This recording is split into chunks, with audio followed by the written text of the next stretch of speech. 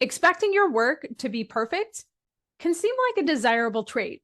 In reality, though, perfectionism kills productivity. Not to mention, it can harm your relationship with yourself, artificially cap your potential, and just generally cause you to get in your own way. Hey there, I'm Amy Shield, time management and productivity coach for small business owners and solopreneurs. And today I'm talking about the top 3 ways that perfectionism kills productivity. Striving for perfection all the time can feel justified and productive, but it often does more harm than good, not only in terms of managing your time, but in terms of your personal well being. And we're going to talk about that a little bit more today. Before I talk about the top 3 ways that perfectionism impacts productivity, let's talk about the origins of perfectionism. Psychology today defines perfectionism as setting unrealistically high standards for oneself or for other people. Psychology today also notes that perfectionism is often driven by internal pressures, such as a desire to avoid negative judgment or failure. So, what is perfectionism? What does perfectionism mean? Perfectionism is a set of beliefs and learned behaviors that falsely equate excellence and achievement with lovability, worthiness, or value as a human being. If you're someone who has perfectionistic tendencies, here are a few things to know. First, perfectionism probably became encoded in your brain fairly early on. It was a series of beliefs and behavioral adaptations to help you survive and get your basic needs met. Those behaviors may not be helpful now, but it's also possible to change them. And that, by the way, is awesome news. And third, you are lovable, worthy, and intrinsically valuable as a human being, regardless of your achievements or your failures. By the way, if you know that perfectionism is getting in the way of your productivity and your growth, help is available. Hop on a call with me and let's talk about what's going on. And now let's get on with the top 3 ways that perfectionism kills productivity. First, perfectionism kills productivity by causing overwhelm and procrastination. Achieving perfection is a pretty tall order, and it can feel like a lot of work, or it can even feel impossible.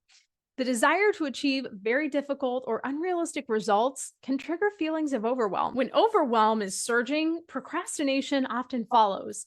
If you're feeling overwhelmed, you usually don't know where to start. And if you don't know where to start, you probably won't. And that is procrastination making an appearance. Now, beyond overwhelm, procrastination can show up for perfectionists in other ways too. For example, maybe you don't believe that you're capable of achieving the level of results that you want, or maybe you're afraid that you'll try and fail. Either way, you may avoid getting started or making progress at all. Again, that's procrastination at play, and it is bad news for productivity. Number 2 on my list of the top 3 ways that perfectionism kills productivity. Perfectionism shifts the focus from getting things done to making them perfect.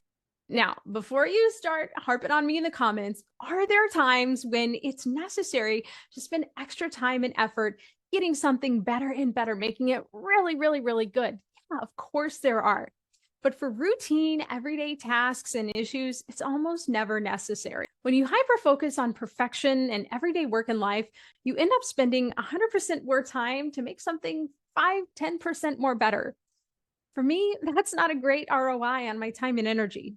Again, for super important projects or high stakes proposals, that kind of thing, yeah, that might be okay. But for everyday run of the mill work, it unnecessarily saps productivity, stealing your precious time and energy to improve things that don't really matter that much in the end.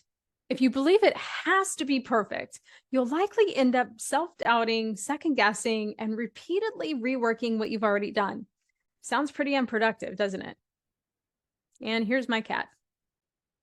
And you hear people say this all the time, that done is better than perfect. And this took me years and years and years to grasp and to accept emotionally. I got it intellectually, but on an emotional level, I struggled really hard to let go of perfectionism. So this is kind of the idea behind done is better than perfect. If it's done, you have data that can help you make great targeted improvements. Improvements, by the way, that actually matter to the goal you're trying to achieve. If whatever you're working on is just kind of perpetually incubating in pursuit of perfection, there will always be something more to do before it's quote unquote ready.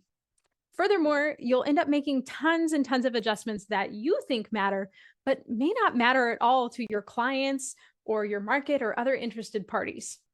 By the way, it is a fallacy that there is an objective measure of perfect. There may be consensus around things like best practices, standards, and measurements of success.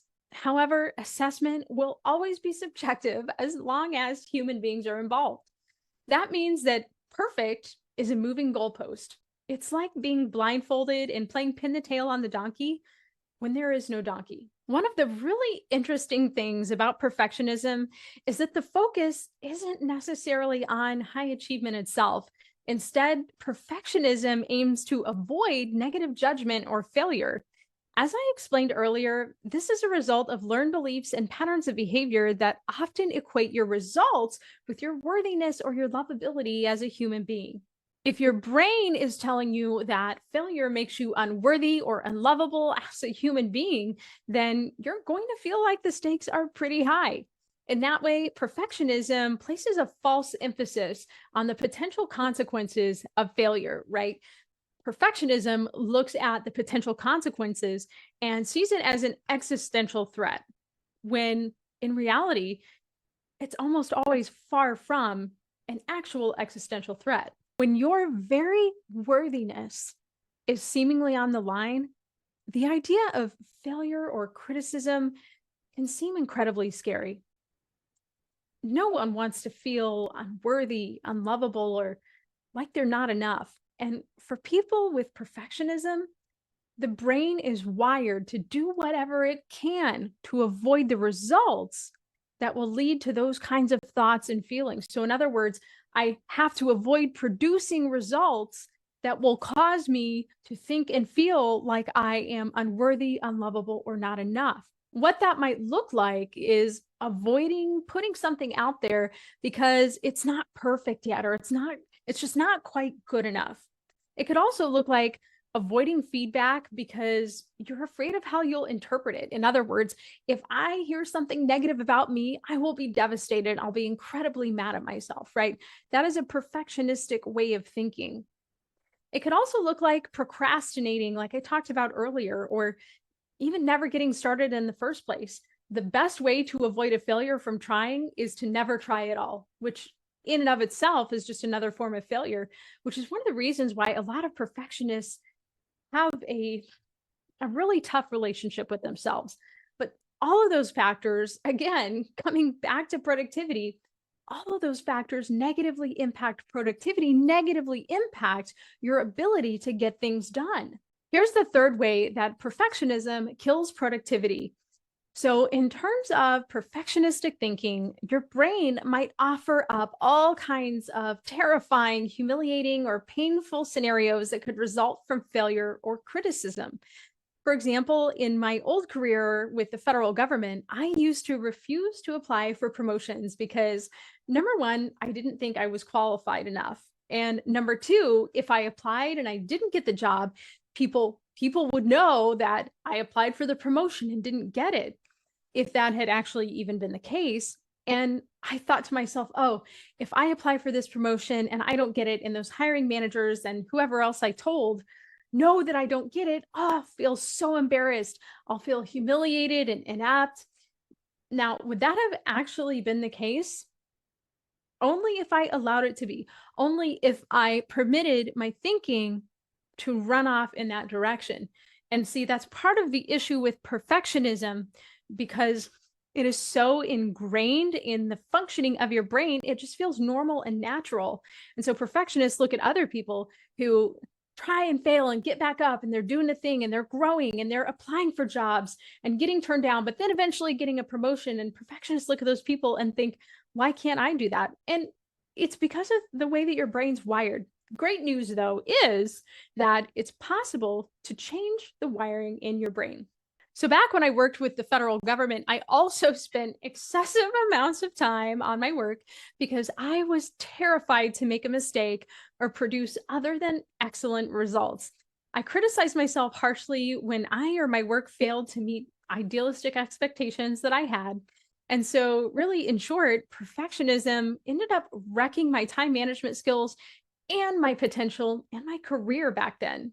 When you choose to view failure or negative feedback as an existential threat, you're left with two options: do it perfectly or don't do it at all. And honestly, that's a really tough spot to be in. Perfectionism is a result of adaptations by the brain that helped a person survive at one time. However, perfectionistic behaviors usually end up doing way more harm than good. Today, I shared three of the top ways that perfectionism kills productivity. Here's a quick recap. First, perfectionism often leads to overwhelm and procrastination. Second, perfectionism falsely prioritizes perfect over done. And third, perfectionism overemphasizes the potential consequences of failure. If you struggle with perfectionism and you know it's hurting your productivity, I get it. I was that way for a long time too. And while it does take time and effort to navigate and move beyond perfectionistic behaviors, it is totally possible and it is also totally worth it. If you'd like some help with navigating and moving beyond perfectionism, book a call with me and let's talk about what's going on and how I might be able to help you. Hey, thank you so much for checking out my video. I'm Amy Shield, time management and productivity coach for small business owners and solopreneurs. I hope you have an amazing day. Bye bye.